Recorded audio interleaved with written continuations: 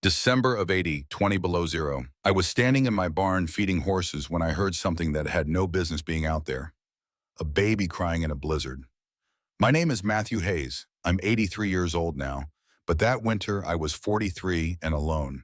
Had been for 5 years by then, living on my ranch up in the Montana foothills. Folks in Silver Creek said I'd gone hard after Elizabeth and my boy James died. Said I was cold as the iron I used to shoe horses. Maybe they were right. I hadn't smiled in half a decade, hadn't spoken more than 10 words to anyone unless it was about business. That night, the blizzard had been raging for 2 solid days. Wind howling like all the devils of hell had been let loose. Snow piling up so high you couldn't see the fence posts. I was in the barn tending to the horses when I heard it. That sound that didn't belong. A baby crying. At first, I thought I was hearing things. Nearest neighbor was 10 miles off and nobody in their right mind would be out in weather like this. But there it was again. Faint but getting closer.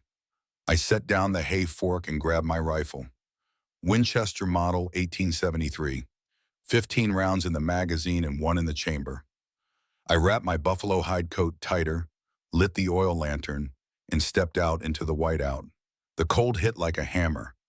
Even through 3 layers of wool and the buffalo coat, that Montana winter tried its best to kill a man.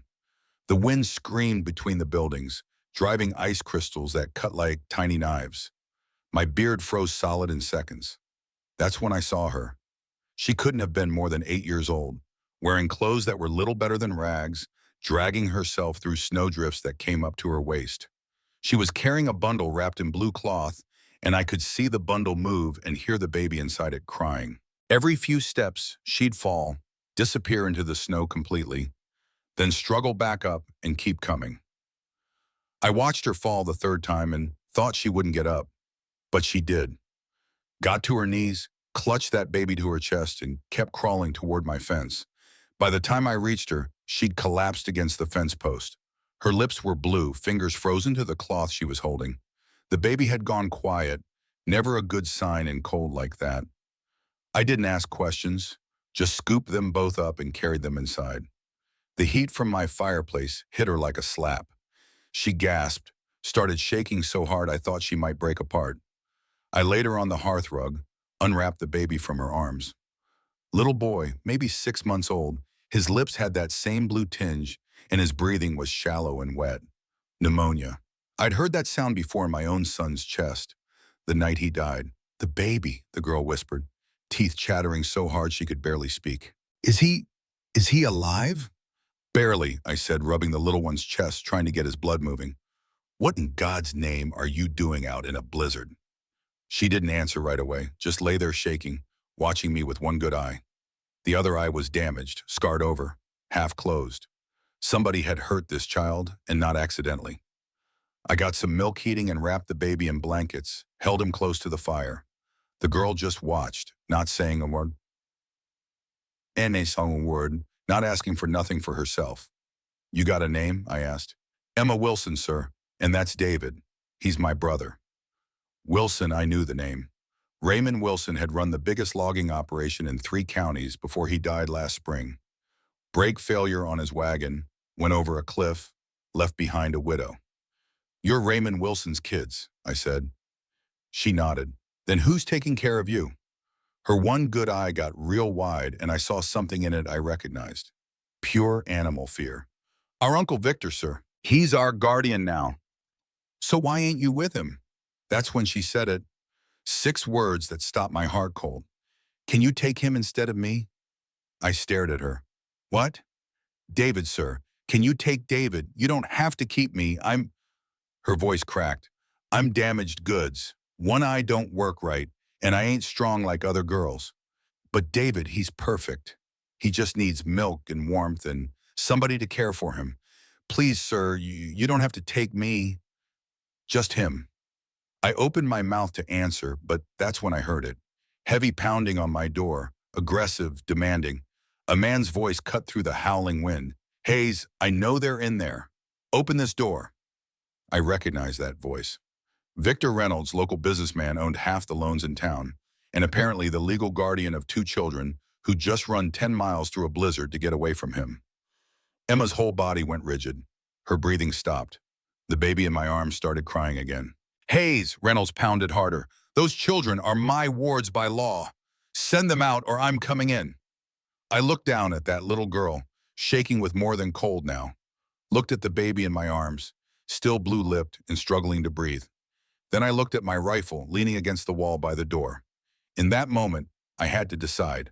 Open that door and hand them over or cross a line I couldn't uncross. I picked up my rifle and walked to the door.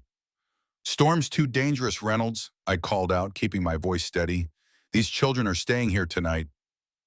The law says they're mine, Hayes. The law can wait till the snow stops. There was silence on the other side of that door, the kind of silence that means a man's calculating his next move. Then I heard him spit in the snow.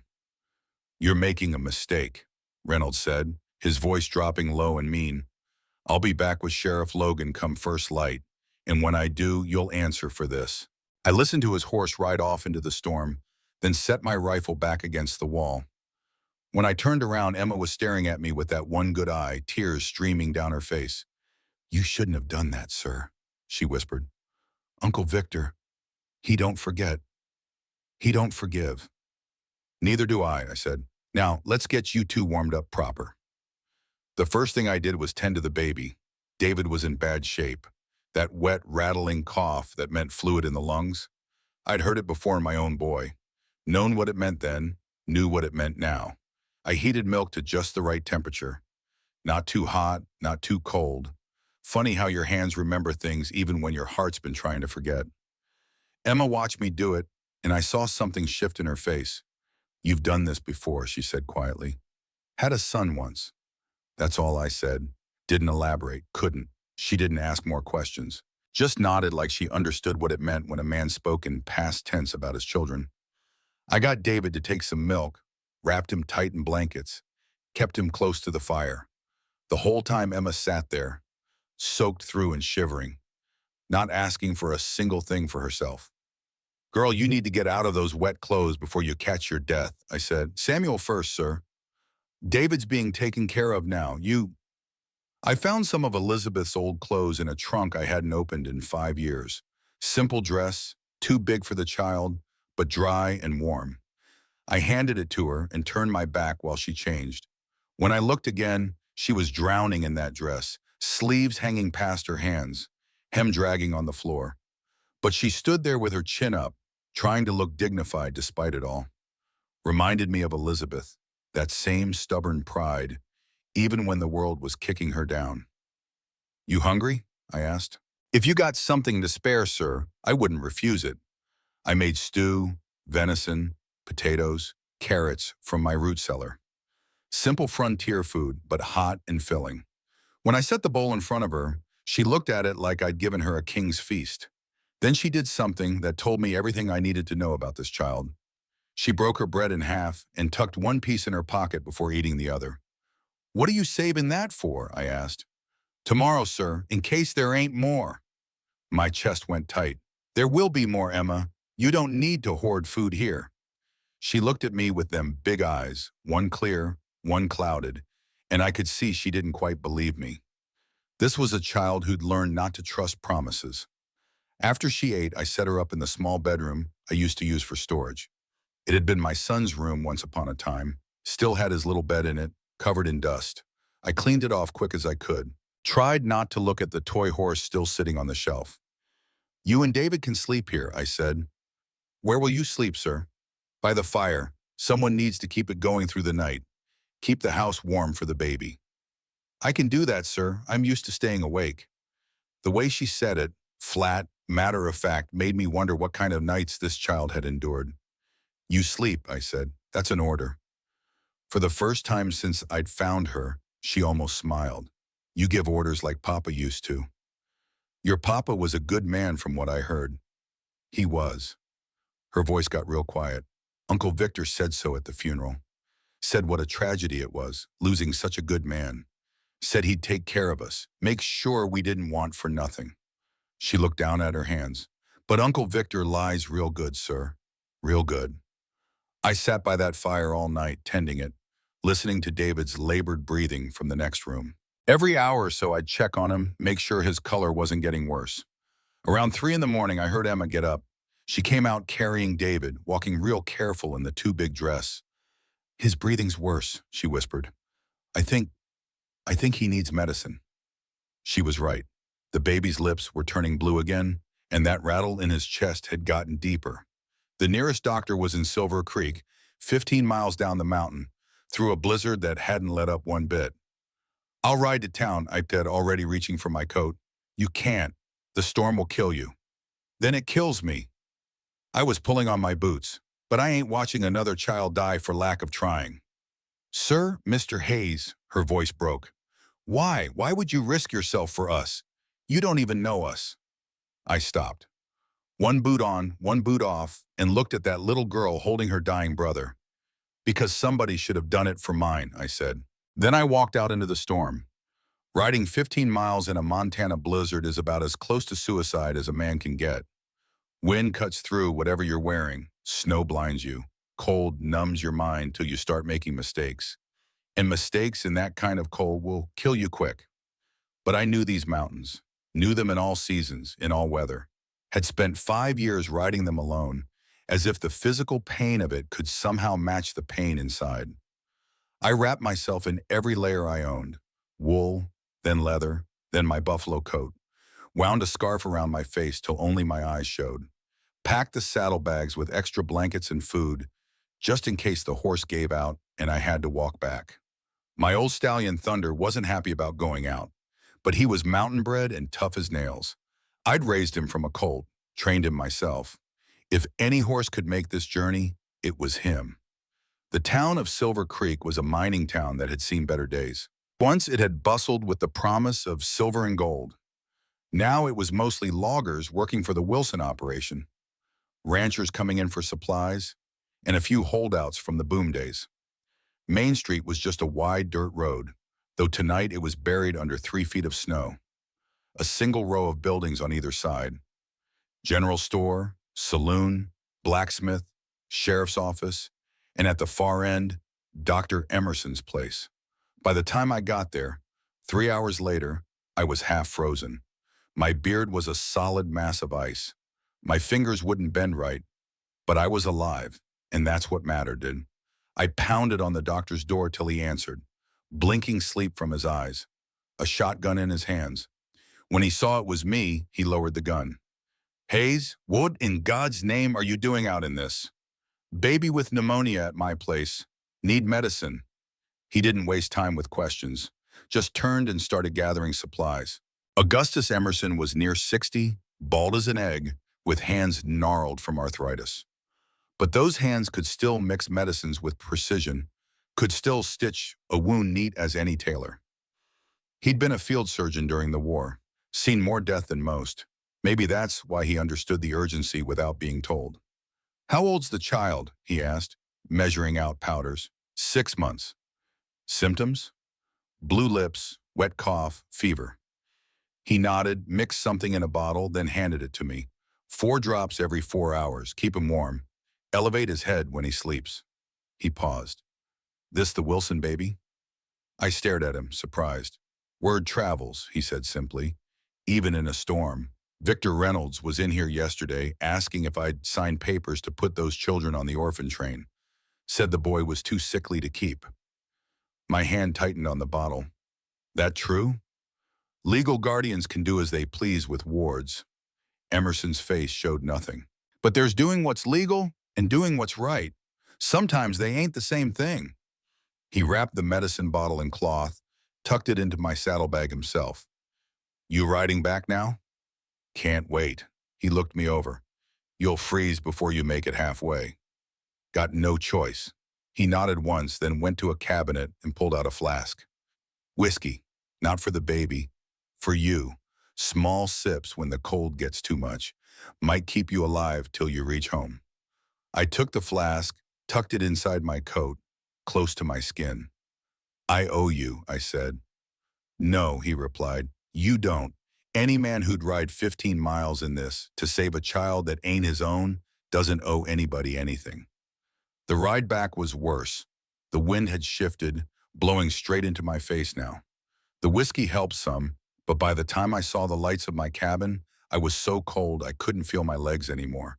Just clung to the saddle and trusted thunder to get me home. I stumbled through my door at dawn, half frozen, medicine in my saddlebag. I found Emma sitting by the fire with David, both of them wrapped in blankets, and she'd kept that fire burning the whole time I was gone. "You came back," she whispered, like she hadn't really believed I would. I gave David the medicine, watched his breathing start to ease. Emma finally let herself cry then. Not loud, not dramatic, just quiet tears rolling down her cheeks. That's when we heard the horses. Multiple riders coming up the mountain trail. Through the window, I could see them. 6 horses, maybe 7. Victor Reynolds in the lead. And right beside him, wearing a sheriff's badge, was Samuel Logan. Emma grabbed my arm. "He brought the law." "I see that. What are we going to do?" I looked at her scared face, at the baby finally breathing easier, at the life I'd built alone in this cabin for 5 years. Then I picked up my rifle again. "We're going to find out," I said, "just how much the law cares about doing what's right versus doing what's legal." The pounding on my door started again, harder this time. "Matthew Hayes," Sheriff Logan's voice. "Open this door. I got papers here says you're harboring minors against their legal guardian's wishes. Open up or I'll break it down." Emma's hand tightened on my arm and I made my choice. I opened that door. Sheriff Logan stood there in his heavy coat, snow-crusted in his beard, looking tired and cold and not particularly happy about being dragged up a mountain in a blizzard. Behind him, Victor Reynolds sat his horse with the kind of smug satisfaction that makes a man's trigger finger itch. Logan was 53, a veteran of the war like me and Emerson. We weren't friends exactly, but we understood each other. He was fair, most times, respected the law, but had sense enough to see past the letter of it when needed. "Sheriff," I said, keeping my tone level. "Hayes," Logan pulled out a folded paper from inside his coat. "I got guardianship documents here signed by Judge Harrison himself. States that Victor Reynolds is legal guardian to Emma and David Wilson, orphaned minors." I noticed he didn't call them children. Logan had a way with words, always had. He was telling me something without telling me. "Now, I understand you took them in during the storm. That's charitable of you, but Mr. Reynolds here says they ran away, and he's been worried sick looking for them." I looked past the sheriff at Reynolds. His eyes were cold, calculating. "Worried sick, my ass. That baby was dying of pneumonia when they got here," I said. "Still might be if I hadn't rode to town for medicine in the middle of the night. That sound like children running away for no reason?" "Children run away all the time," Reynolds said smoothly. "They're ungrateful creatures by nature. I've fed them, clothed them, housed them for 6 months, and this is how they repay me. Dragging a sick infant through a blizzard and bringing shame on my household." "Shame on your household?" I repeated slowly. "That what you're worried about? Shame?" "Among other things." Reynolds' smile didn't reach his eyes. "Now, Sheriff, if you'd be so kind as to retrieve my wards, I'd like to get them home before they cause any more trouble." Sheriff Logan looked at me. "Mr. Hayes, I'm going to need you to bring those children out." "Can't do that, Sheriff." "Can or won't?" "Both." Logan sighed. "Don't make this harder than it needs to be. The law's clear. Man's got legal papers. Children are his wards. You got no legal standing here." "I got 2 children inside who were terrified enough of that man to run into a blizzard," I said, jerking my chin toward Reynolds. "That ought to count for something." "Children are often afraid of necessary discipline," Reynolds said. "It doesn't make the discipline wrong." That word discipline, the way he said it with that little smile playing at his lips, made me want to put my fist through his teeth. "Let me talk to the girl," Sheriff Logan said. "Just talk. That's reasonable, ain't it?" I hesitated, then stepped aside. The sheriff came in, snow falling off his coat. Reynolds tried to follow, but I blocked the door. "Sheriff comes in," I said. "You stay out. Those are my children. They're wards, not property, and until the sheriff says different, they're under my roof, which means I decide who enters." Reynolds' face went red, but he stayed put. He knew if he pushed it, he'd have to go through me. And despite all his bluster, he wasn't that kind of brave. Inside, Emma was standing by the fire, holding David tight. When she saw Sheriff Logan, she went pale. Now, Miss Emma, Logan said gently, your uncle says you ran away. That true? She nodded, just barely. Why'd you do that? She opened her mouth, closed it, looked at me. I could see her mind working, trying to figure out what was safe to say. Go on, I said quietly. Tell him the truth. Uncle Victor, her voice was so small. Uncle Victor was going to put us on the orphan train, 200 miles east in this weather. David's sick, and I told him the baby wouldn't survive the trip, but he said it didn't matter, said we were too expensive to keep. Sheriff Logan frowned. Mr. Reynolds, that true? You planning to send them east? Reynolds had pushed his way to the doorway, not quite inside, but close enough to hear. I'm making arrangements for their proper placement. There are institutions better equipped to handle orphan children than a bachelor living alone. It's for their own good. Their own good, I said? Or your wallet's good? How dare you? Their father owned shares in your logging business, didn't he? I was guessing, but the way Reynolds' face twitched told me I'd hit close to home. Children inherit those shares. Must be inconvenient having two mouths to feed when you could have the whole pie to yourself. That's slander. It's a question. I looked at Sheriff Logan. Might be worth asking who benefits from these children disappearing to some orphanage 200 miles away where nobody'd ever check on them. The sheriff looked between us, clearly uncomfortable. Mr. Hayes, you're making serious accusations without proof. Then ask her about the eye, I pointed at Emma. Ask her how she got that injury. Emma's hand flew to her scarred eye, and I saw pure terror flash across her face. She looked at Reynolds, and I watched her whole body start to shake. I fell, she whispered. I fell down the stairs. But the way she said it, flat, practiced, like she'd said it 100 times before, made it clear as day she was lying. Emma, I said gently, tell him the truth. I can't. Tears were streaming down her face now. I can't. You see, Sheriff, Reynolds said, the child's been coached. Mr. Hayes has filled her head with lies and he pushed me. Emma's voice cracked like a whip. Uncle Victor pushed me. I dropped a plate and he got angry and he pushed me into the doorframe and my eye. She was sobbing now, the words pouring out like a dam had burst. And Papa's accident wasn't no accident. I saw Uncle Victor that night, the night before Papa died. I saw him at the equipment shed, cutting the brake cables, filing them down so they'd look worn.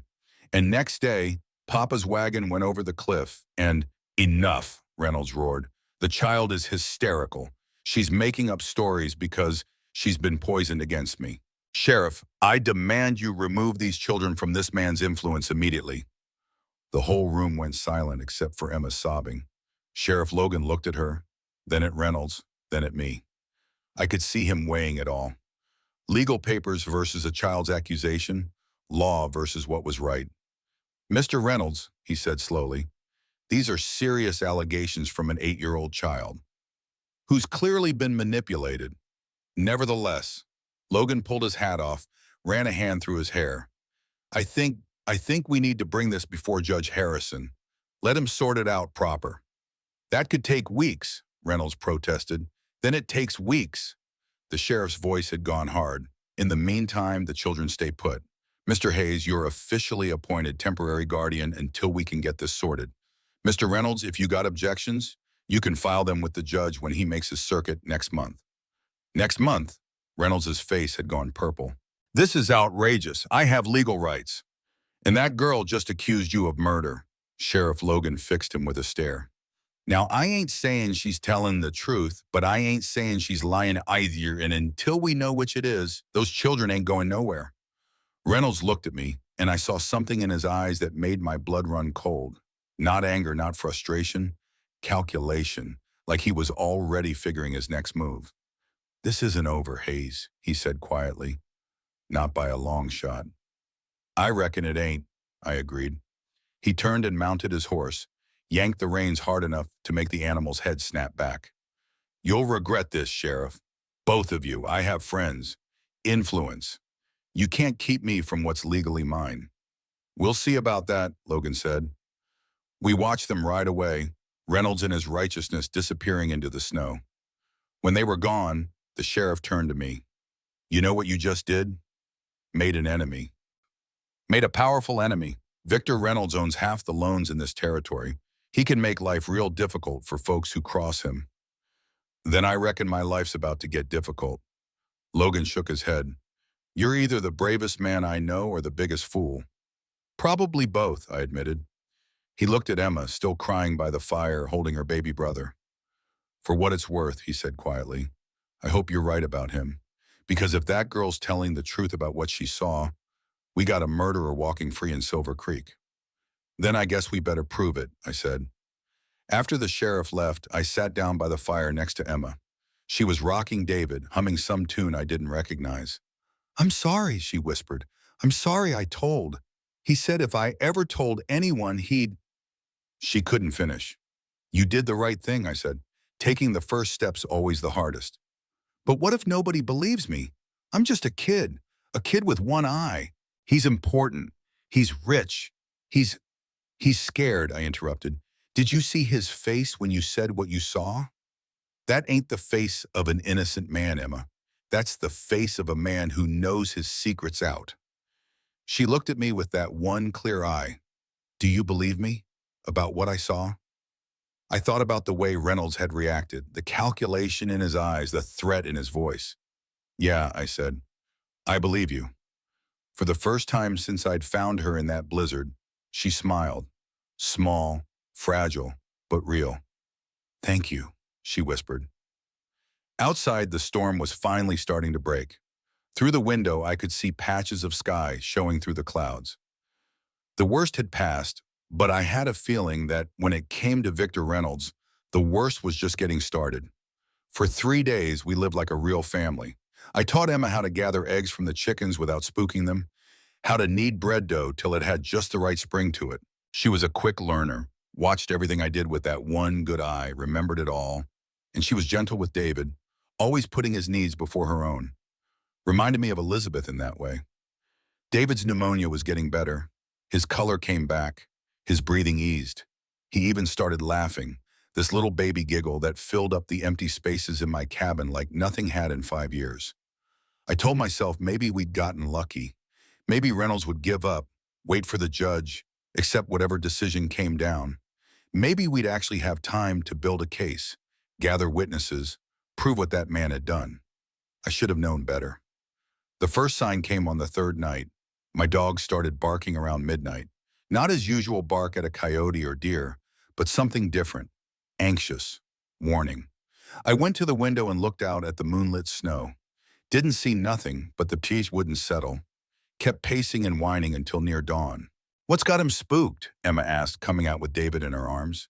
She'd taken to sleeping in the chair by the fire instead of the bedroom. Said she liked being close to the warmth. I don't know, I said, but I didn't believe that. And from the look on her face, neither did she.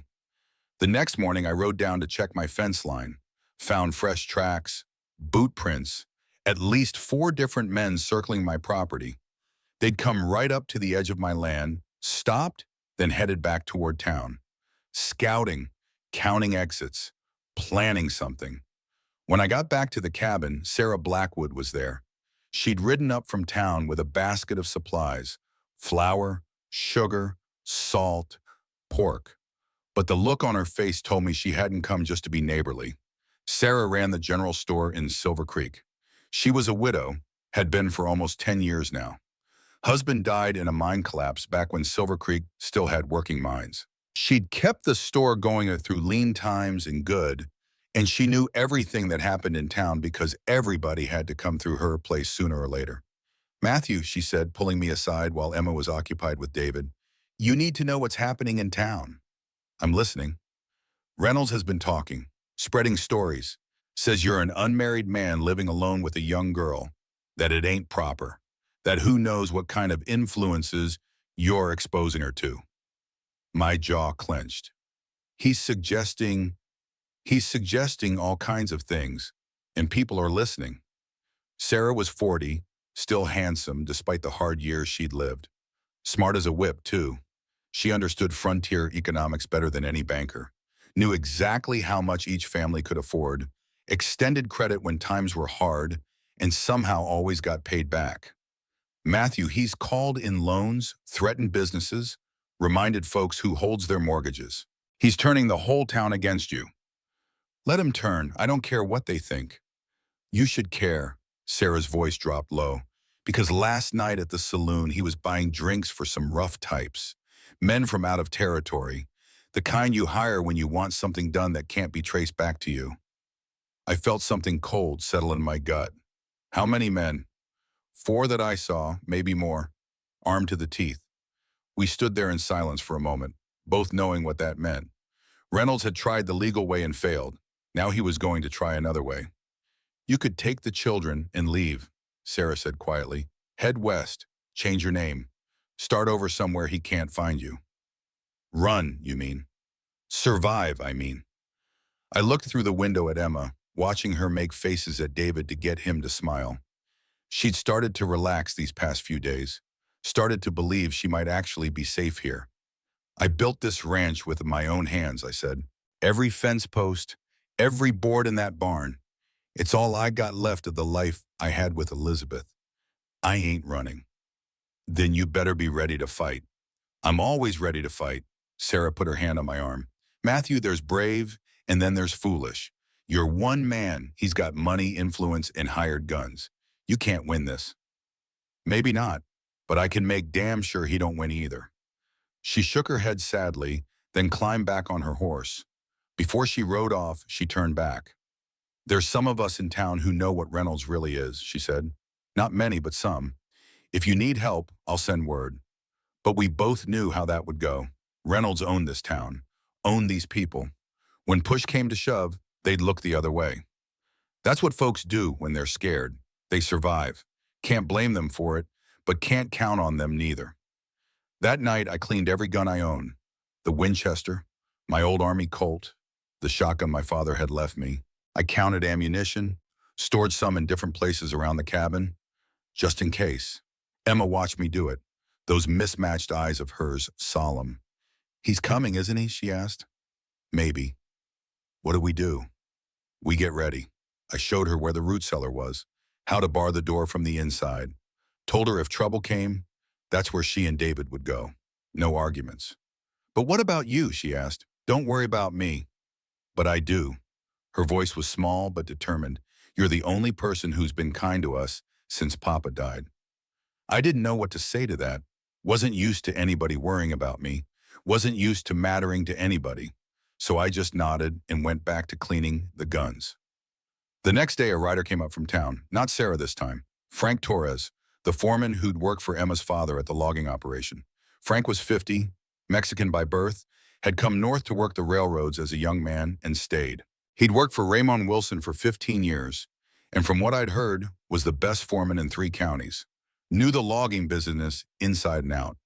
He dismounted carefully, looking around like he expected someone to be watching. Need to talk to you, he said, voice low. Inside. Once the door was closed, he relaxed a little. Emma recognized him immediately. Mr. Torres, she ran to him, and to my surprise, the gruff foreman knelt down and hugged her. Little bird girl, he said, using what must have been an old nickname. You're safe. Mr. Hayes saved us, Emma said. He rode through the blizzard to get medicine for David. Torres looked at me appraisingly, then nodded once. Frontier men didn't waste words on each other. That nod said everything. Why are you here, Torres? I asked. Brought you these, Thane. He pulled a leather folio from inside his coat. Raymond's books, the real ones. I took the folio, opened it. Inside were ledgers, contracts, notes in a careful hand. What am I looking at? Evidence. Torres' face was grim. Reynolds has been stealing him from the company for years. Small amounts at first, then bigger as he got bolder. Raymond found out 3 months before he died. Was fixing to push Reynolds out, restructure the company. I looked at the papers, numbers, dates, notes about discrepancies. This proves he had motive. It's more than that, Torres said. Page 32. I turned to it, found a note in Raymond Wilson's handwriting. January 14th, 1883. Reynolds threatened me today when I confronted him about the missing funds. Said I would regret it if I went public. Said accidents happen in logging camps all the time. Raymond knew, I said softly. He knew Reynolds was dangerous. He was going to go to the sheriff the week after. Torres trailed off, looking at Emma. The week after the accident. Emma had gone very still. Papa knew Uncle Victor was bad. Torres nodded. Your father was a careful man, kept records of everything. That's why Reynolds wants those children on that orphan train. If they come of age still holding their shares of the company, they can demand an audit. Everything would come out. So it's not just about the inheritance, I said. It's about covering up the theft. And the murder, Torres added. Don't forget the murder. Why bring this to me now? Why not the sheriff? Torres looked down. I tried. Last year, right after Raymond died. Sheriff said it was just business rivalry talking. Said the brake failure was an accident, proven by the mechanics who examined the wagon. Mechanics Reynolds paid off? Exactly. I leafed through the ledger. Thousands of dollars missing. Loans taken out against company assets. Raw materials sold off the books. It was all there in black and white. What changed, I asked. Why come to me now? Because now there's a witness, Torres said, looking at Emma. A child who saw Reynolds sabotage the brakes. And because now there's you, a man with nothing to lose who's already stood up to Reynolds once. I closed the ledger. Thank you for bringing this. Torres nodded. What will you do? Hide it. Keep it safe until the judge comes, then we'll see what the law has to say. Torres looked skeptical. Reynolds won't wait for the law. I know. Then you need allies. He straightened his shoulders. Me and some of the boys from the logging crew, we stand with you. Most of them worked for Raymond for years. Loyal men, good men. Reynolds might fire them. Already has, Torres said with a grim smile. First thing he did after taking control, brought in his own crew from back east. Cheaper labor. No loyalty to the Wilson name. Then why would they help me? Because Raymond Wilson was the best boss any of us ever had. Because he paid fair wages and didn't treat Mexicans like dogs. Because he stood up for Abe Freeman when the saloon wouldn't serve him on account of him being colored. Torres' eyes were fierce. We couldn't save Raymond, but we can make sure his children don't disappear on some orphan train. Something shifted in my chest, a feeling I hadn't had in a long time. Hope, maybe, or at least the sense that I wasn't standing alone against the storm. When Reynolds makes his move, Torres said, you fire 3 shots in the air. We'll hear it. We'll come. After Torres left, I found a loose floorboard under my bed and hid the ledger there. Then I went back to the main room where Emma sat playing with David. Mr. Torres is nice, she said. He used to bring me candy when he came to see Papa. He cared about your father, I said. Still does. Is he going to help us? He's going to try. She nodded, accepting this the way children do when they have already seen too much of the world's ugliness. Then she surprised me by asking, can I learn to shoot? I stared at her. What? To shoot. The rifle. If bad men come, I want to help. Emma, you're 8 years old. I'm almost 9, she said, lifting her chin, and Papa taught me to shoot a small rifle last summer. Said a girl in Montana ought to know how to protect herself. I looked at her, this child who'd already faced more than most adults, who'd walked through a blizzard to save her brother, who'd stood up to a murderer. All right, I said, but just the basics, and only if you promise to get in that root cellar with David if real trouble comes. I promise. So that afternoon, I taught her how to hold the shotgun, how to brace it against her shoulder to absorb the kick, how to sight along the barrel. I didn't let her fire it. The shotgun was too big for her small frame, but I could tell she was memorizing every word I said. That night, the temperature dropped hard, the kind of cold that makes your breath freeze in your lungs, makes the trees crack like rifle shots. I was sitting by the fire cleaning my guns when I heard it. Horses, multiple horses, moving slow and deliberate up the mountain trail. I went to the window and looked out. At first, I couldn't see nothing but darkness and stars. Then I saw them. Lights flickering through the trees, torches, at least 6 of them, maybe more, winding their way up toward my ranch. Emma, I said quietly, take David and go to the root cellar. She was on her feet in an instant, baby clutched to her chest. What's happening? Just do what I say. Get in that cellar, close the door, and don't come out till I tell you it's safe. Mr. Hayes, now girl. She ran. I heard the cellar door creak open, heard her footsteps on the wooden stairs, heard it slam shut. Good. The root cellar was underground, stone-lined, fireproof, because I had a feeling fire was exactly what was coming. I loaded my rifle, my shotgun, my pistol, checked my ammunition. Not enough to fight off 6 men, not if they were determined, but enough to make them think twice. The torches got closer. I could see them clear now. See the men carrying them, rough-looking types, just like Sarah had said. Hired guns with hard eyes and harder hearts. And riding in the middle of them, staying well back from the front line, was Victor Reynolds. They stopped about 50 yards from my cabin, formed a semicircle. The torches cast crazy shadows on the snow, made everything look like hell had frozen over and come calling. One of the hired guns stepped forward. Big man, scarred face, missing 2 fingers on his left hand. "Hayes," he called out, "we know you got the kids in there. Send them out, and we'll leave peaceful." I opened the door just wide enough to show my rifle barrel.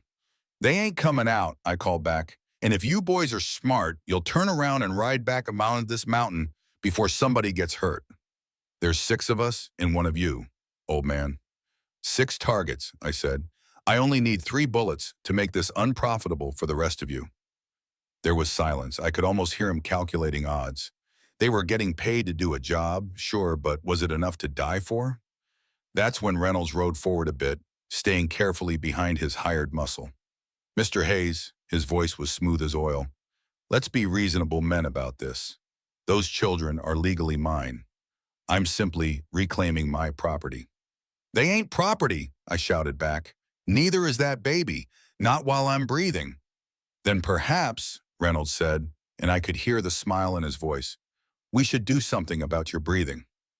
One of the hired guns threw his torch. It arced through the air like a shooting star, landed on my barn roof.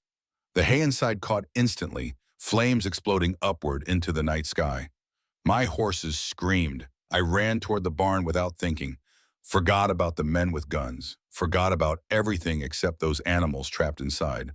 But I'd only made it 3 steps when a bullet cracked past my head, splintered the door frame.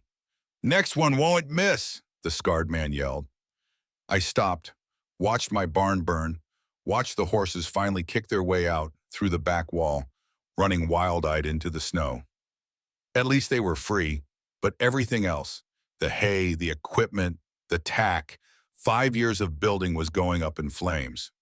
"Now," Reynolds called out, "are you going to be sensible, or does the house burn next?" I stood there in the doorway, rifle in my hands, watching the fire paint the snow orange and red. Beneath my feet, under the floorboards, I could hear Emma crying softly in the root cellar.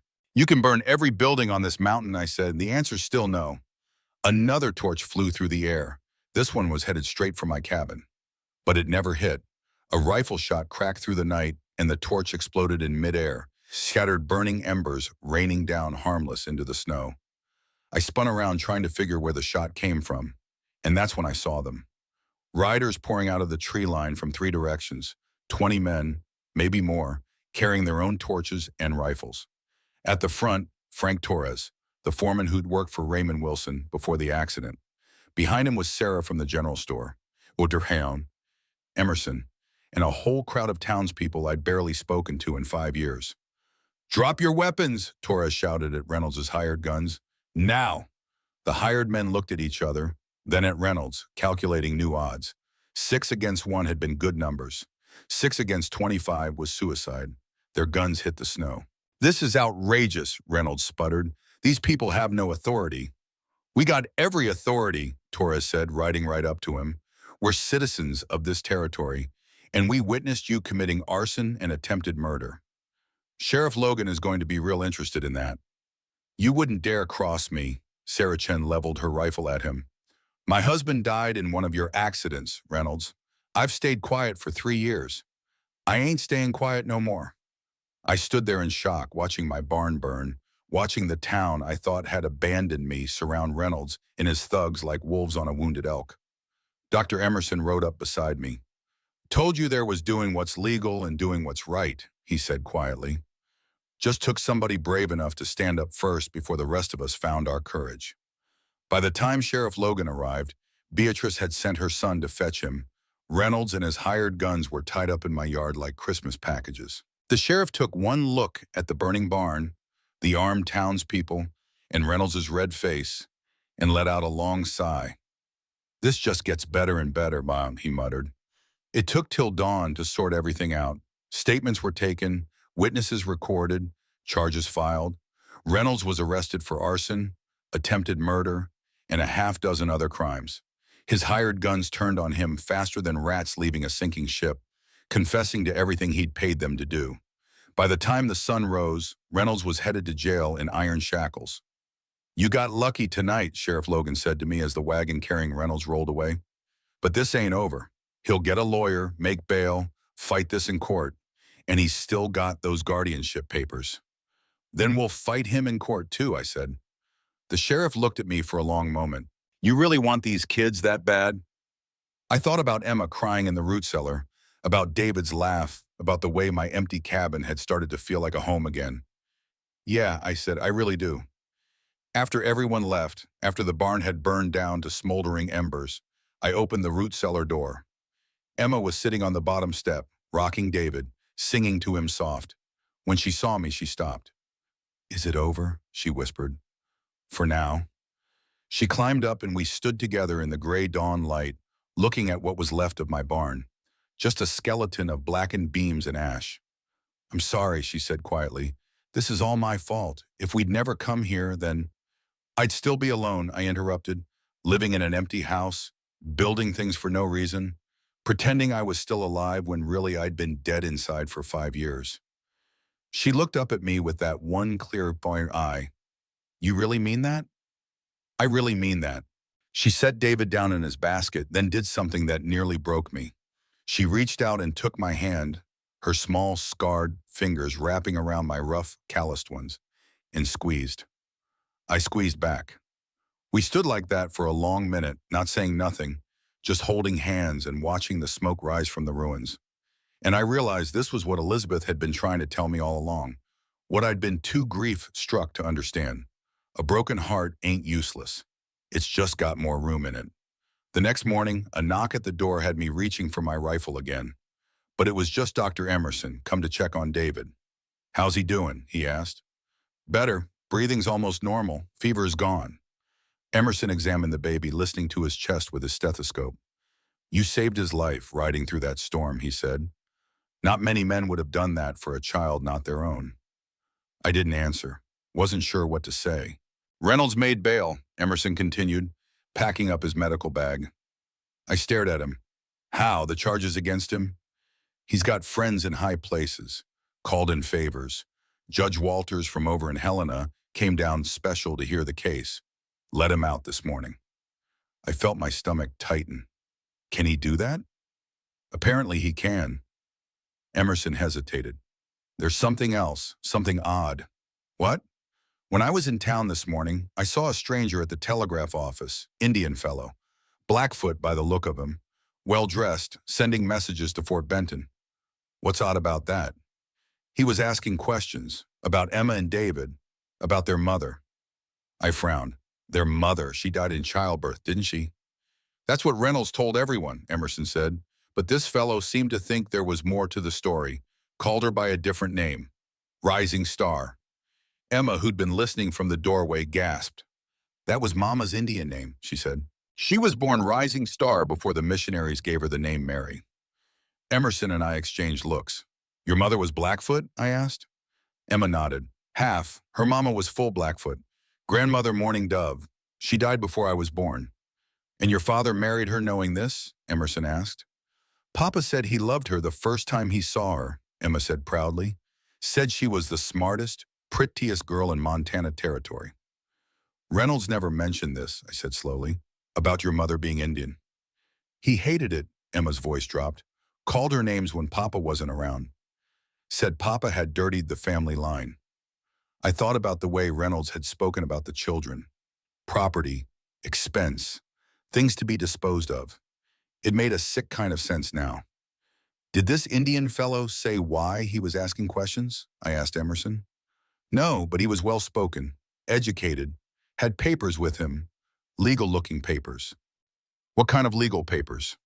Couldn't see, but from the way the telegraph operator was treating him, they must have carried some weight. After Emerson left, I sat by the fire thinking. A Blackfoot man asking questions about Emma and David. Legal papers. It could mean anything. Or nothing. But one thing was clear. If Emma and David's mother was Blackfoot, Reynolds had kept that information quiet, and there had to be a reason. Emma, I called, can you tell me more about your mother? About her family? She came and sat by the fire, David in her lap. Mama didn't talk much about her life before Papa, she said. Just said her people lived up north near Fort Benton. She taught me some words in Blackfoot. Songs, too. Did she ever mention relatives? People who might still be alive? Emma thought for a moment. She said her father was a chief, a big chief, but he was old even when she was little. I don't know if he's still alive. A chief's daughter. The plot thickened. What else do you remember about your mother's family? She had brothers? Two, I think. One was named Running Wolf. He visited once when I was really little. Papa was nervous, but Mama was happy. They spoke in Blackfoot. I couldn't understand. Did Reynolds know about this? About your uncle visiting? Emma's face darkened. He came to the house while Uncle Running Wolf was there. He was so angry. Said Papa was entertaining savages. Said it was bad for business. What did your father do?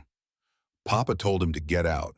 Said it was his house and his wife's family was always welcome in it. Emma smiled at the memory. Uncle Victor left, but he was so mad his face was all red. I filed this information away. It might be important. It might be nothing. But it was one more piece of the puzzle. The next day, Sarah rode up from town again. She looked nervous. Matthew, she said as soon as she dismounted, there's talk in town. Reynolds is planning something. He's always planning something. This is different. He was at the saloon last night, buying drinks for half the town, talking about how he was going to take what was his, how he had the law on his side now. I felt a flicker of unease. What law? He didn't say, but he was showing papers around, legal papers with seals on them, and he was talking about how he'd be coming up here today. I checked my rifle. Let him come. Matthew, this isn't like last time. He's got the whole town convinced he's in the right. Whatever those papers are, they've turned the tide. The town can believe what they want. Doesn't change what's true. Sarah looked at me with something like pity. Truth doesn't always win, Matthew, not in this world. After she left, I explained to Emma that she should be ready to take David to the root cellar again if necessary. Is Uncle Victor coming back? She asked, fear in her voice. Maybe, but we'll be ready. She nodded solemnly. I won't let him take David. He won't take either of you, I promised. Not while I'm breathing. It was mid-afternoon when we heard horses approaching. Not trying to be quiet this time. Coming right up the main trail, bold as brass. I looked out the window and saw a small procession. Sheriff Logan in the lead. Behind him, Victor Reynolds looking smug. And beside Reynolds, a man I didn't recognize. Tall, well-dressed, with a judge's chain hanging from his vest pocket. It's the sheriff, I told Emma. And Reynolds, and I think a judge. Her face went pale. Is it bad? I don't know yet. Stay inside. I stepped out onto the porch, rifle in hand, but pointed at the ground. No sense antagonizing a judge before I knew what was happening. Sheriff, I said, nodding to Logan. Reynolds. I didn't bother hiding the contempt in my voice for the latter. Mr. Hayes, the sheriff said formally, this is Judge Walters from the Helena Circuit. He's here about a legal matter concerning the Wilson children. Judge Walters was in his 60s, with a neatly trimmed white beard and coal blue eyes.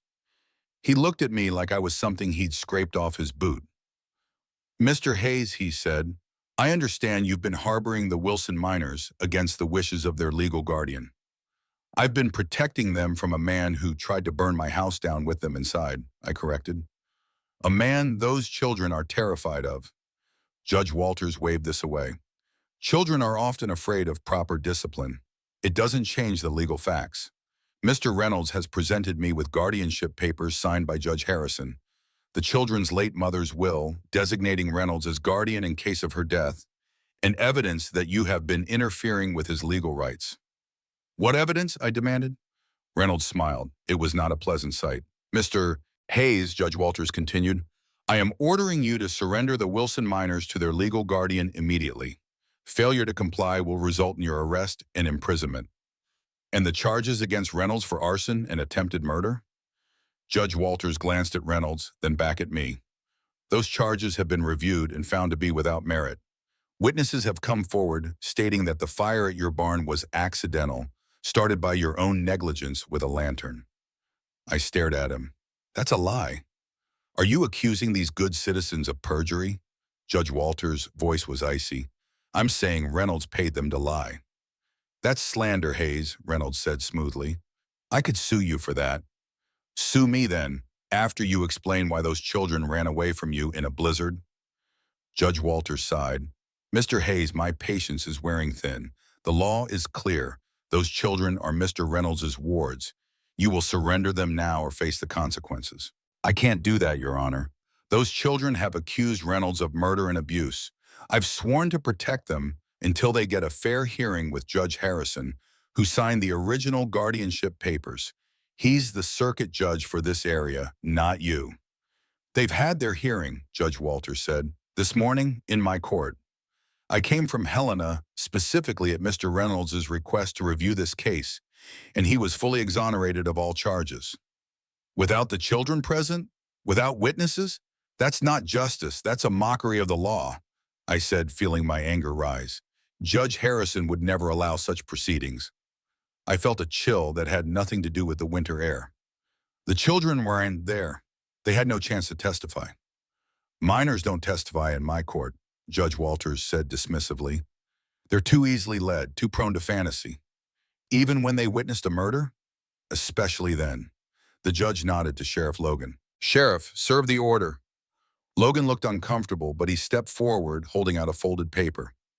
Matthew Hayes, he said formally, by order of the Territorial Court, you are commanded to surrender Emma and David Wilson to their legal guardian, Victor Reynolds, immediately. I didn't take the paper. And if I refuse, then I'll have to arrest you, Logan said. Don't make me do that, Hayes. You'd have to shoot me first, I said, raising my rifle, and I won't go down easy. Mr. Hayes, Judge Walters' voice was sharp, you are now threatening an officer of the law. That's a hanging offense in this territory. So's murder, I replied, but you seem mighty quick to forgive that when it's Reynolds doing the killing. Reynolds' face darkened. How dare you? But he was interrupted by the sound of more horses approaching. We all turned to look. Coming up the trail was the strangest procession I'd ever seen. 20, maybe 30 Blackfoot warriors on horseback, in full traditional dress. At their head rode a tall man in a mix of white and Blackfoot clothing. He wore a chief's feather in his hat, but also a well-tailored suit coat. Behind the warriors came a wagon, and in that wagon sat a white man in a formal suit, clutching a leather briefcase. The Blackfoot riders formed a semicircle around us, effectively cutting off any retreat. The chief figure dismounted and approached. Judge Walters, he said in perfect English, I thought I might find you here. The judge's face had gone pale. Chief Black Eagle, what brings you to these parts? Justice, Black Eagle said simply. Something I'm beginning to think is in short supply in your court. Now see here, Judge Walters began, but Black Eagle cut him off.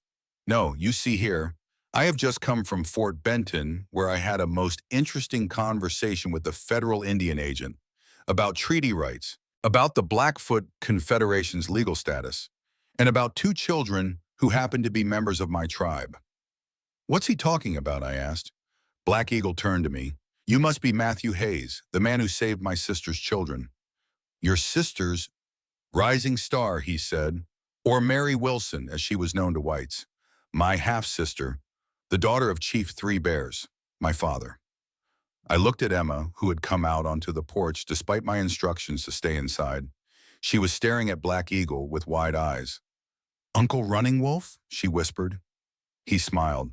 No, little one. I am your Uncle Black Eagle. Running Wolf is back at Fort Benton, but he sends his love. Emma ran to him, and he lifted her up in a bear hug. We thought you were lost to us, he said softly. After your mother died, we tried to find you, but we were told you had been sent east. Reynolds had gone very still. His face was the color of old paste.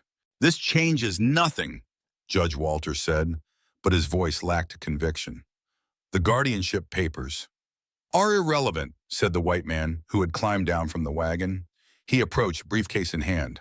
"According to the Treaty of 1855, any child with Blackfoot blood has the right to be recognized as a tribal member and falls under tribal jurisdiction if they so choose." "And who are you?" Judge Walters demanded. "William Thornton, Esquire," the man said, handing the judge a card. "Federal Indian Affairs Legal Counsel.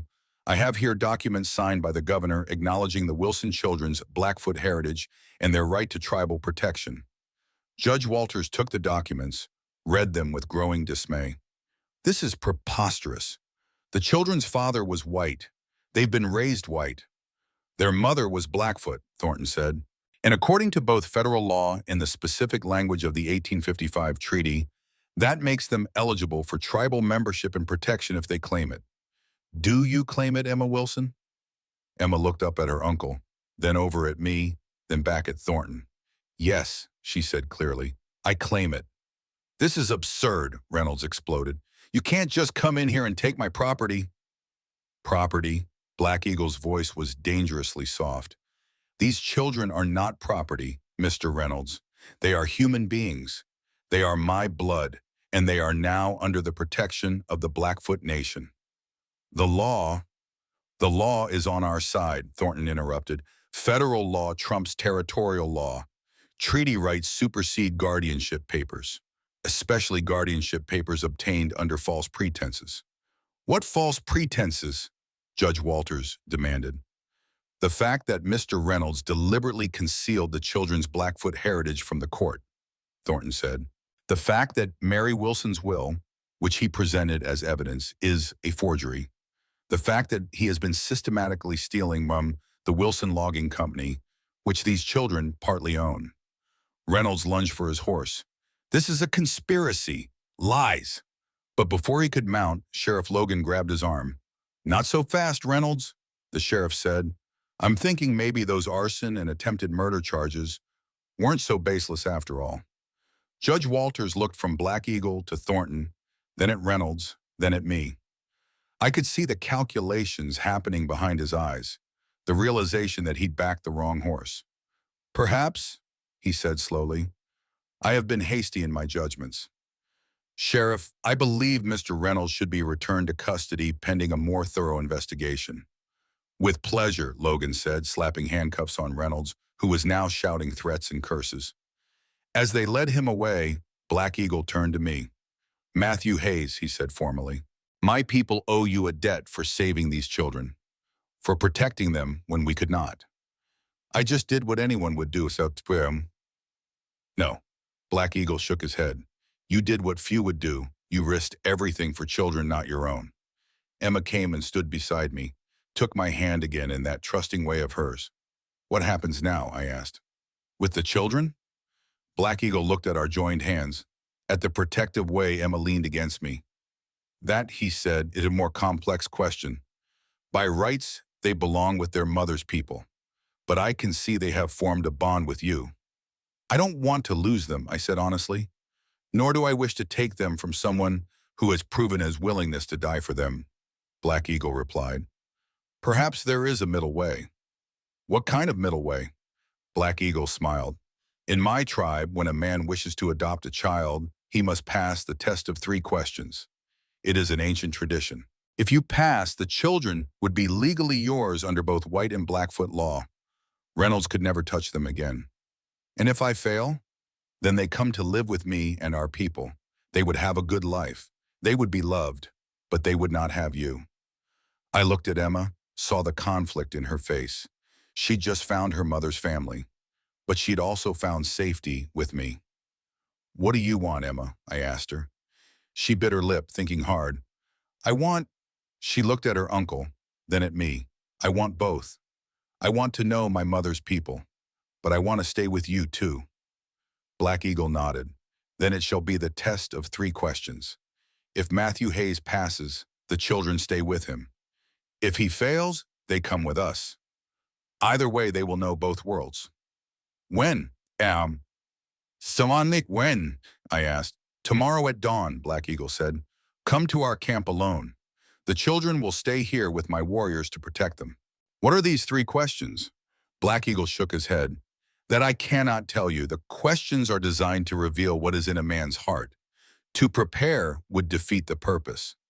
After he left, taking Judge Walters and the lawyer with him, but leaving 6 warriors to guard the cabin, Emma looked at me with worried eyes. What if you can't answer the questions? She asked. Then you'll go live with your mother's people, I said. They seem like good people, Emma. Your uncle clearly cares about you. But I want to stay with you. I knelt down to look her in the eye. Emma, listen to me. Whatever happens tomorrow, whatever these questions are, I want you to know something. These past days with you and David, they've been the first time I've felt alive in 5 years. You gave me that. And no matter what, nobody can take that away. She threw her arms around my neck and hugged me tight. You'll pass the test, she whispered fiercely. I know you will. I wished I had her confidence. But as I prepared to ride to the Blackfoot camp the next morning, I couldn't help but wonder, what questions could determine whether a man was fit to be a father? And what would my answers reveal about me? Dawn came cold and clear. I rode to the Blackfoot camp alone, like Black Eagle had instructed. The trail wound through pine forests, still heavy with snow, and as I climbed higher, I could see smoke rising from the town below. Silver Creek looking peaceful from this distance, though I knew better than most how appearances could deceive. The Blackfoot camp was nestled in a valley protected by rock walls on 3 sides. Teepees formed a circle around a central fire, and as I rode in, I saw the entire tribe gathered. Elders, warriors, women, children, all of them there to witness the test of 3 questions. Before I could dismount, 4 warriors approached. They wore ceremonial dress, buckskin adorned with intricate beadwork, eagle feathers hanging from their hair. One carried a small clay bowl filled with smoldering herbs. You must be purified before entering the sacred circle, one explained. I dismounted and stood still as they wafted the sweet-smelling smoke, sage, I later learned, over me with eagle feathers. They chanted softly in their language, words I couldn't understand but whose meaning I somehow felt. Cleansing, preparation, truth. The warriors led me toward the central fire where the tribe had arranged themselves in 3 concentric circles. The innermost circle consisted of 7 elders, including Black Eagle. The middle circle held the warriors and adult members of the tribe. Children and young mothers with infants formed the outermost circle. Drums began to beat, a slow, steady rhythm like a heartbeat. The sound seemed to vibrate through the ground, up through my boots, into my chest. An old man with a face like weathered leather raised his hands, and the drumming stopped. Black Eagle stood by the fire, flanked by 6 other elders. Their faces were weathered as old leather, eyes sharp as broken glass. Matthew Hayes, Black Eagle said, you come seeking to adopt children of tribal blood. Our law requires you answer 3 questions with complete truth. Not clever words, not right answers, truth from your heart. We will know the difference. I walked to the fire. The heat felt good against my face, but it was nothing compared to the heat of all those eyes on me. I'm ready, I said. An elderly woman stepped forward, the oldest person I'd ever seen. Her face a map of wrinkles, her eyes still bright as a girl's. A leather pouch hung around her neck, decorated with porcupine quills and small shells. I am Morning Sky, she said. I have seen 88 winters. I knew Rising Star when she was a girl. I braided her hair before she left to live among the whites. She reached into her pouch and pulled out a small object, a carved wooden bird no bigger than my thumb. First question, she said, you lost a wife and son. You grieve them still. Why do you seek to replace them with children who are not yours? The question hit me like a fist. I'd expected legal questions, practical questions, not this. I thought about lying, saying something noble about duty or compassion. But Black Eagle had said truth, so I gave it to him. I don't seek to replace them, I said slowly. Elizabeth and James can't be replaced. But grief is a canyon, ma'am. You can stand on one side alone, or you can build a bridge and cross it. Emma and David, they're not replacing what I lost. They're the bridge that lets me keep living without forgetting the dead. Morning Sky's eyes narrowed as she studied my face. She turned to the other elders and spoke in Blackfoot.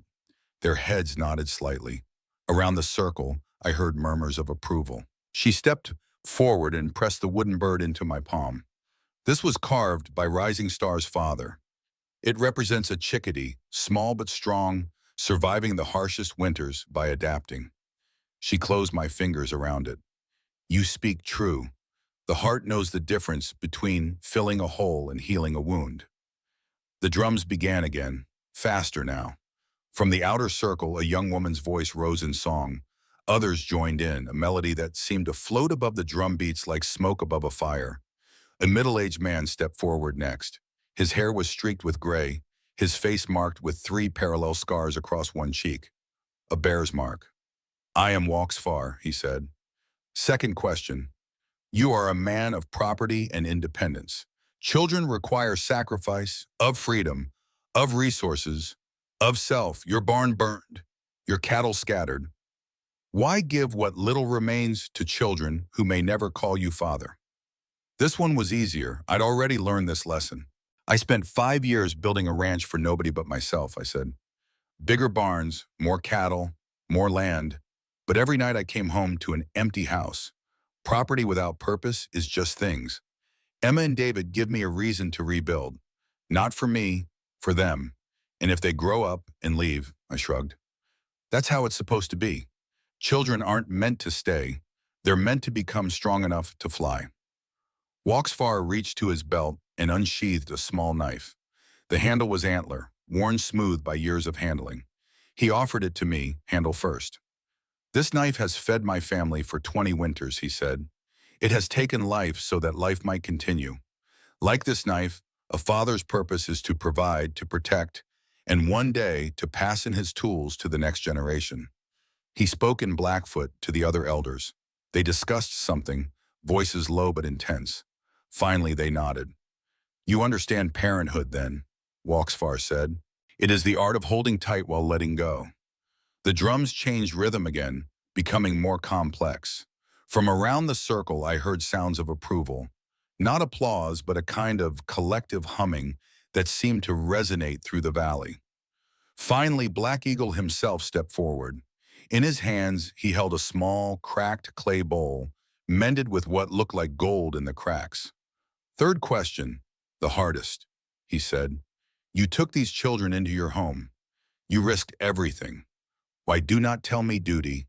Do not tell me honor. Tell me the deepest truth, even if it shames you. This was it, the question that would decide everything. I could feel the whole tribe leaning in, waiting. I could hear my heart pounding in my chest. And I realized that if I couldn't be honest here, I didn't deserve those children anyway. Because I failed my own son, I said, my voice cracking. He got sick. Winter fever, same as David. I rode for medicine, same as I did for David. But I was too late. James died while I was gone. And Elizabeth, she looked at me with these eyes that forgave me, which was worse than blame. She forgave me, but I never forgave myself. Tears were streaming down my face now, and I didn't wipe them away. When I saw Emma carrying David through that blizzard, when I saw his blue lips, I saw my second chance, my redemption. I'm not taking them in out of kindness, Chief. I'm taking them in out of desperation. Because if I can save them, maybe I can live with what I couldn't save before. The silence that followed was absolute. I just confessed my deepest shame in front of 100 people, admitted I was broken, selfish, desperate. Every instinct I had as a man told me I just failed the test. Black Eagle's elders conferred, their voices low, passionate. 2 seemed to be arguing, though I couldn't understand their words. Finally, Black Eagle held up his hand, and they fell silent. Then he did something unexpected. He smiled. You have answered the 3 questions, he said, and you have done what no man seeking adoption has ever done before. I braced myself for rejection. You told the truth, the full truth. Most men give us noble lies. They want children out of love, out of duty, out of strength. You are the first to admit you do it out of brokenness. He placed his hand on my shoulder. And that, Matthew Hayes, is the only honest reason to become a father. Black Eagle held up the cracked bowl for all to see. This bowl was my grandmother's. When it broke, she mended it with gold. She said the cracks were not something to hide, but something to honor. They showed the bowl's history, its journey. He placed the bowl in my hands.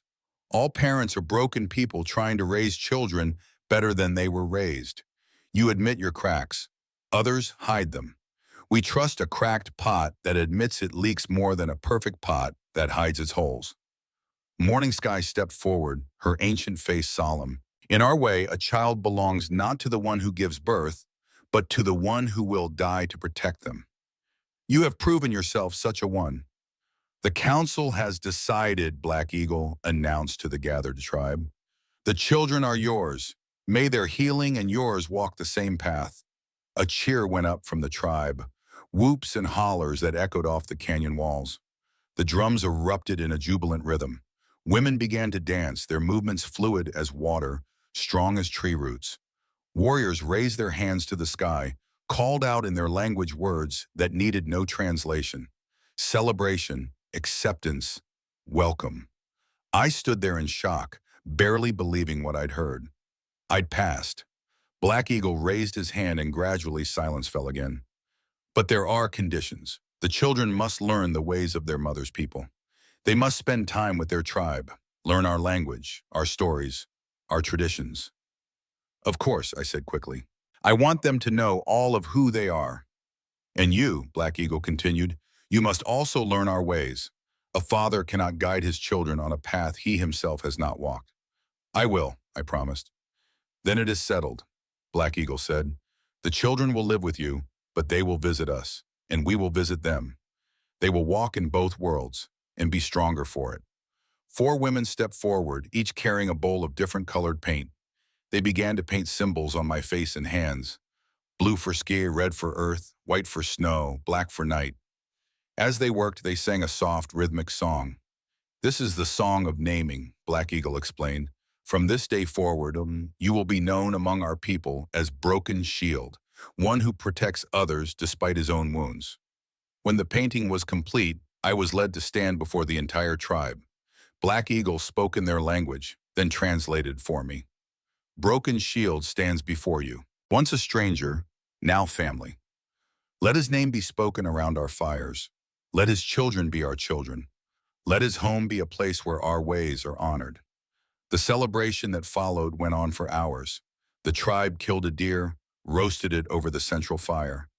There was singing, dancing, stories told in 2 languages. They served traditional foods. Pemmican made from dried buffalo meat mixed with berries and fat, a soup of wild onions and roots I couldn't name, bread made from ground seeds and nuts. Each food had a story, a season, a meaning in their culture. The women explained each dish as they offered it, teaching me their ways through their hospitality. I sat by Black Eagle, watching it all in a kind of daze. You are thinking about Reynolds, he said, not a question. Yes, I admitted. He won't give up. Men like that, they don't forget. They don't forgive. No, Black Eagle agreed, but neither do we. An elderly man approached and sat beside us. His face was deeply lined, his eyes clouded with cataracts, but he moved with surprising grace for someone so old. This is Far, Black Eagle said. He was Rising Star's uncle. He taught her to ride when she was a girl. The old man studied my face, though I doubted he could see much. She was strong, he said in halting English. Stubborn, smart. Her daughter has her eyes. Emma's a lot like that, I agreed. Stubborn as a mule, brave too. Far nodded. Rising Star wanted more for her children than our ways alone. She said the future would need people who understood both worlds. That is why she married the white logger. Raymond Wilson was a good man, I said. Emma speaks highly of him. Good man, Far agreed. Respected our ways. Learned some of our language. Not like the other one. Reynolds? Far spat on the ground. Snake! Spoke honey words to Raymond, but looked at our people like we were dirt. As the feast wound down, a rider came galloping into the camp. One of Sarah's sons, his face pale with fear. Mr. Hayes, he gasped, you need to come quick. It's Reynolds. He escaped. My blood went cold. What? Last night in the jail, someone helped him, left the cell door open, gave him a horse. sheriffs forming a posse. But the boy hesitated. He was heard saying he's coming for the children. Said if he can't have them legal, nobody will. Black Eagle's face hardened. How long has he been free? Since midnight. He's got 12 hours head start. I looked across the camp, saw Emma playing with some Blackfoot children. David was being passed among the women, each taking turns holding him, cooing at him in their language. Take the children deeper into Blackfoot territory, I told Black Eagle, where Reynolds won't find them. And you? I'm going after him. Black Eagle studied me. Revenge is a poison that kills the vessel that holds it. It's not revenge, I said. It's ending this, once and for all. Black Eagle nodded. Then I will come with you. This isn't your fight. Those children are my blood. That makes it my fight. We gathered a hunting party, 6 Blackfoot warriors, Black Eagle, Sheriff Logan, who'd ridden up shortly after Sarah's son, and me. Before we left, Black Eagle called the warriors together and explained our plan. Reynolds will be heading for the Montana border, he said. If he crosses into Idaho territory, the extradition process becomes complicated. He'll take the old smuggler's trail through Bear Pass, one warrior suggested. No, said another. Too much snow still. The southern route through Shadow Canyon would be faster. Logan studied the crude map Black Eagle sketched in the dirt. He's got a 12-hour head start, but he'll be slowed by the snow. And if his horse is carrying double, like the boy said, it'll tire quickly. Double? I asked. Logan nodded grimly. Boy said Reynolds didn't escape alone. Judge Walters is missing too. That complicated things. Walters was corrupt, no doubt, but he was still a judge. Shooting him would have consequences, even in a place like Montana territory where justice was often a flexible concept. We split into 2 parties, Black Eagle decided. 3 warriors with the sheriff heading for Shadow Canyon. 3 with Hayes and me taking the high route through Eagle Pass. If you find them first, Logan said, fire 3 shots. We'll do the same. The trail through Eagle Pass was treacherous, narrow, icy, with sheer drops on one side and jagged rock walls on the other. But the Blackfoot warriors moved through it like ghosts, reading signs I couldn't even see. Here, one said, pointing to what looked like undisturbed snow to me. Horse passed, heavy, 2 riders. How long ago? Black Eagle asked. The warrior studied the snow, touched it with his fingertips. 3 hours, maybe 4, moving slow. We pushed on, the warriors leading, me and Black Eagle following. The day wore on, the sun climbing high, then beginning its descent. My horse was tiring, and I knew the others' mounts must be too. We should rest them, I said, but Black Eagle shook his head. Look there, he pointed to a smudge of smoke rising above the trees in the valley below. Campfire. Reynolds wouldn't light a fire, I said, not if he knew we were pursuing. Unless he wanted us to find him, Black Eagle said grimly. We approached cautiously, the warriors fanning out to surround the small clearing where the fire burned. Through the trees, I could make out 2 figures, one sitting, one lying prone. Ready your rifle, Black Eagle whispered, but remember, we want him alive if possible. I nodded, though in my heart, I wasn't sure I agreed. Part of me wanted Reynolds dead, wanted to end his threat permanently. But another part remembered my promise to Emma. I wouldn't become a killer, not even for her sake, especially not for her sake. We broke cover simultaneously, 6 of us converging on the clearing from different directions. The sitting figure looked up, startled. It was Judge Walters, and on the ground beside him, bloody and motionless, lay Reynolds. Don't shoot, Walters said, raising his hands. I surrender. What happened? Black Eagle demanded, rifle still trained on the judge. He fell from his horse, Walters said, his voice shaking. Hit his head on a rock. I couldn't leave him to die out here. Reynolds was still breathing but unconscious. Blood matted his hair where he'd struck his head. Why did you help him escape? Sheriff Logan asked, dismounting and checking Reynolds' pulse. Walter's shoulders slumped. He had information about certain business arrangements, things that could ruin my career if they came to light. So you traded your honor for your reputation, Black Eagle said quietly. Walters couldn't meet his eyes. I never thought he'd try to hurt the children. He told me he just wanted to flee the territory. It's over, Reynolds, the sheriff said. But Reynolds just laughed, a broken, hollow sound. It was over the moment Raymond Wilson married that Blackfoot woman, over when they had children with tribal blood. I worked for 20 years building that business, and he was going to leave half of it to half-breed children. The slur made Black Eagle's hand move to his knife, but I held up my hand. Let him talk, I said. Let him tell us all of it. And Reynolds did. Like a dam breaking, the whole ugly truth poured out. How he'd sabotaged the logging equipment, filing down the brake cables on Wilson's wagon bit by bit over weeks so it would look like natural wear and tear. How he'd planned for Raymond's widow to die too, slipped arsenic into her medicine that made the childbirth go wrong. I knew about her heart condition, he admitted. The doctor said any strain could kill her. Childbirth was the perfect cover. He described how he'd been slowly poisoning the children's food, hoping they'd sicken and die before anyone noticed. Just small amounts, he said, in their porridge, in the milk, not enough to kill quickly, just enough to make them waste away. But that girl, his face twisted, she wouldn't eat her portion, kept giving it to the dog. The damn dog died instead. He detailed the financial fraud, how he'd skimmed profits from the logging operation for years, created false accounts, diverted shipments of lumber to buyers who paid him directly in cash. Wilson suspected, Reynolds admitted. He hired an accountant from Helena to review the books. I paid the man off, but Wilson wasn't satisfied. He was going to push me out. After 20 years, everything I'd built. You built nothing, I said. You stole, you murdered, you destroyed. Reynolds' eyes flashed. I made that company profitable. I secured the contracts with the railroad. I managed the men. What did Wilson do? Charm people with his smile, marry a savage and breed little mongrels to inherit what should have been mine. The word mongrel hung in the cold air. Black Eagle dismounted slowly, walked to where Reynolds knelt in the snow.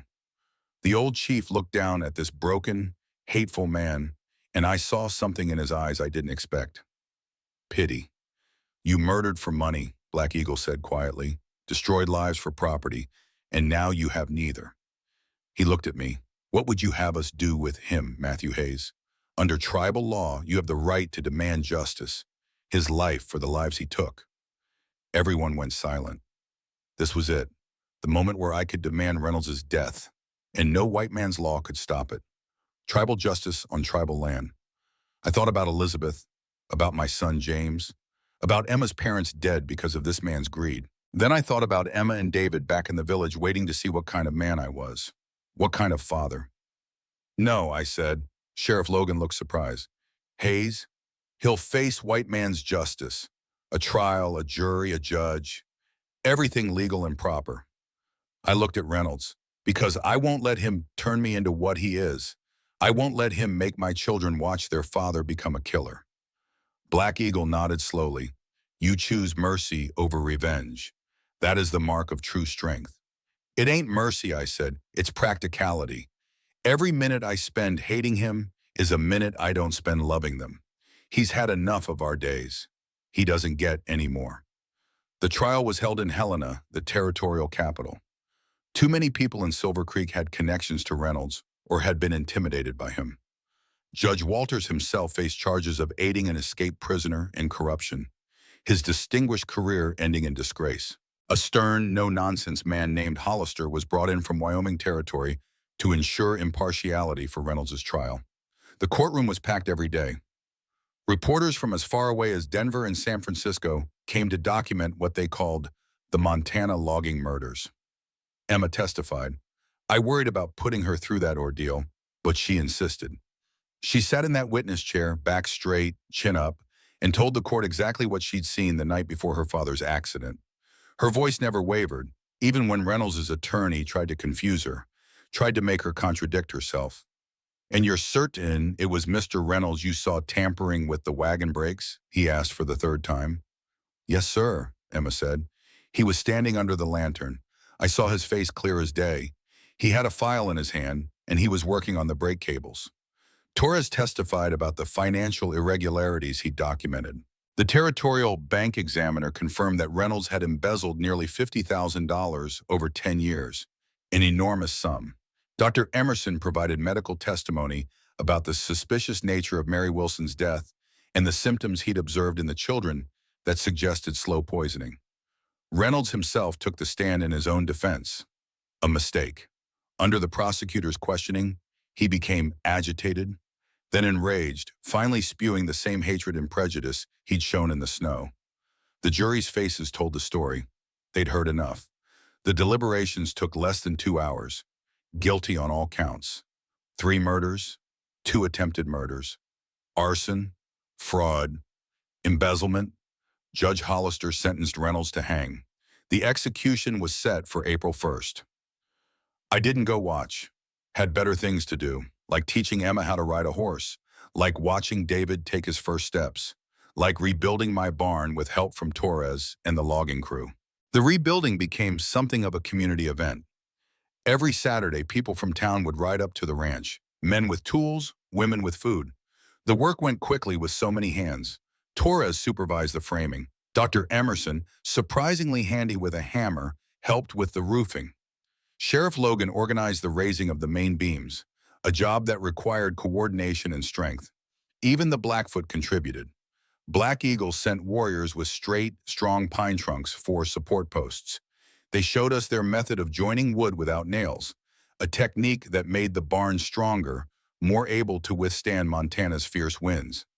Sarah organized the women into a cooking rotation, ensuring the workers were well fed.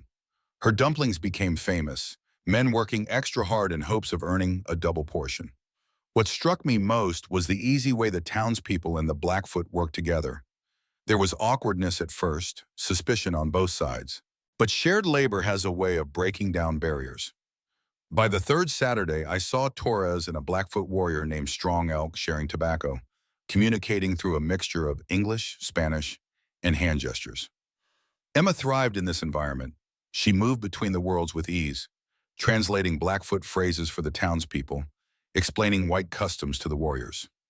David became the camp mascot, passed from lap to lap, cooed over by women of both cultures. Twice a month, I'd take the children to the Blackfoot village for 3 days. Emma took to the language quickly, soaking up words and phrases like a sponge.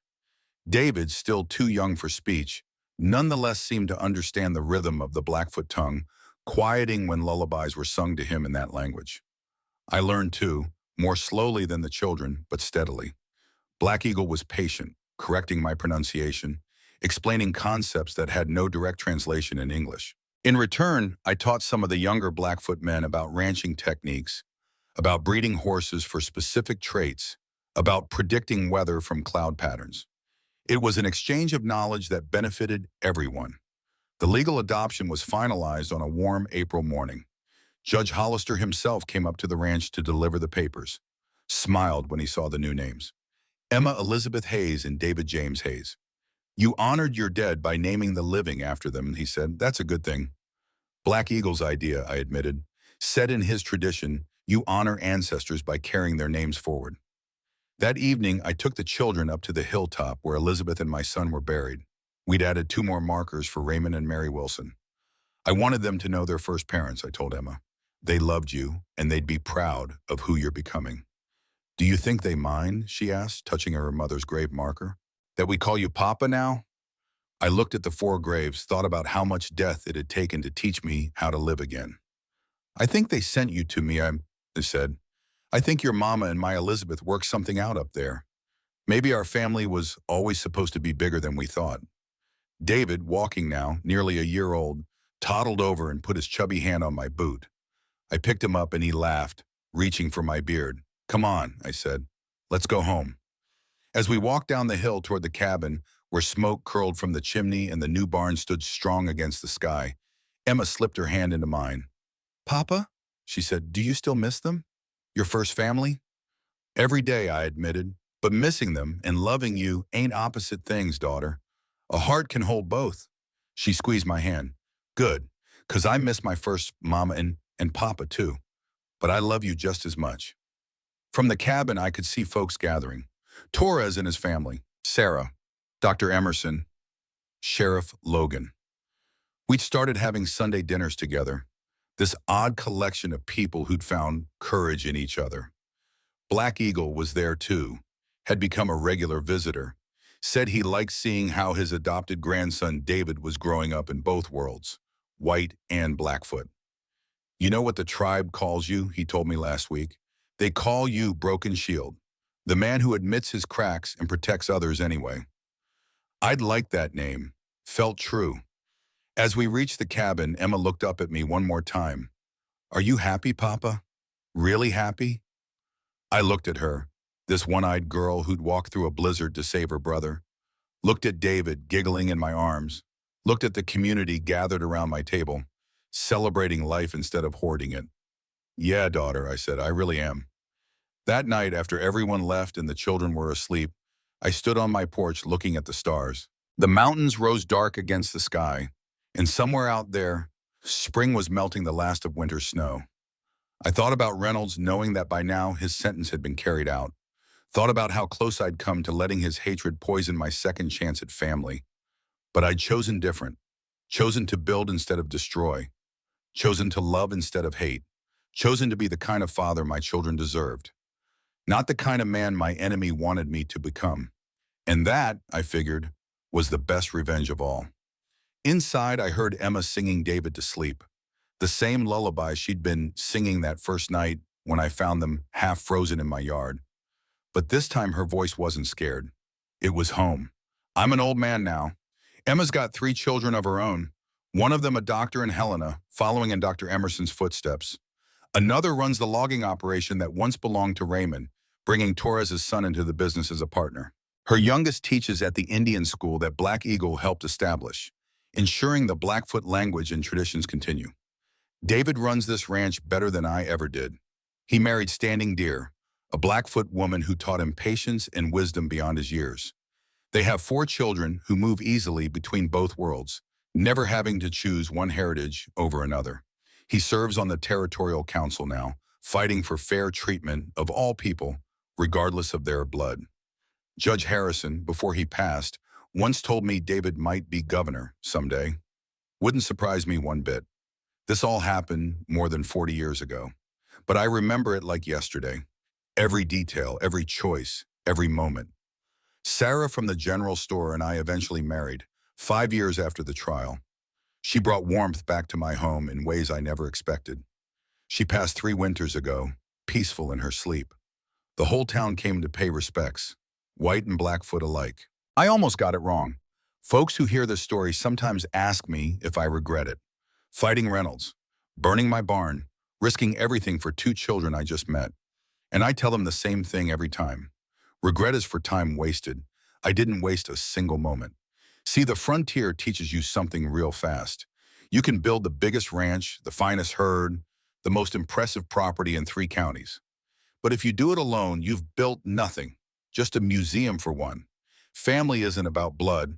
It's about who you'd walk through a blizzard for, who you'd let your barn burn for, who you'd stand in front of hired guns for. That's family. Elizabeth used to say, Matthew, God breaks our hearts so he can fit more love inside. I didn't understand that for a long time. Thought a broken heart was just broken. Empty. Useless. But she was right. My heart broke when I lost her and James, and that crack. That's where Emma and David fit. Not to replace what I lost, but to prove that broken things can still hold something precious. If you're carrying some weight right now, loss, grief, failure, regret, I want you to know that weight can be a foundation. Build something on it. Don't let it bury you. And if you've got people in your life who need protecting, protect them. Don't wait for permission. Don't wait for the perfect moment. Just do it. Because dignity matters. Justice matters. And family, chosen or born, matters most of all. If this story touched something in you, I'd be grateful to know where you're listening from. And I hope wherever you are, you've got someone worth walking through a blizzard for. Until next time, may your heart be broken enough to hold more love, and your courage be strong enough to protect what matters. Remember, the family that matters isn't always the one you're born into. Sometimes it's the one that finds you in the middle of your darkest storm, or the one you find trudging through snow toward your fence post on a bitter winter night. Either way, it's worth fighting for. This is Matthew Hayes, signing off.